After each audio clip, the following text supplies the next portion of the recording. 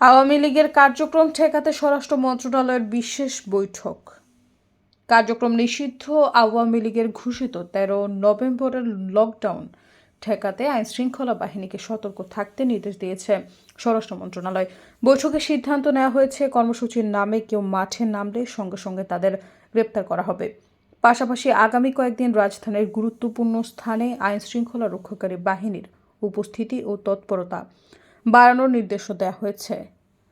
আজ রবিবার সচিবালয়ের স্বরাষ্ট্র মন্ত্রণালয় আইনশৃঙ্খলা সংক্রান্ত কোর কমিটির সভা থেকে এসব নির্দেশনা দেওয়া হয়। স্বরাষ্ট্র মন্ত্রণালয়ের সূত্র জানিয়েছে, আইনশৃঙ্খলা সংক্রান্ত কোর কমিটির সভাটি হওয়ার কথা ছিল আগামী মঙ্গলবার। আজ হঠাৎ করে বৈঠক ডাকা হয় মূলত আওয়ামী লীগের কর্মসূচির বিষয়ে আলোচনা করতে। বৈঠকে পুলিশের মহাপরিদর্শক বাহারুল আলম, ডিএমপি কমিশনার শেখ সাজ্জাদ আলী সহ বিভিন্ন গোয়েন্দা সংস্থার ঊর্ধ্বতন কর্মকর্তারা উপস্থিত ছিলেন। সৈয়দা ফারিয়া, সমযোগ।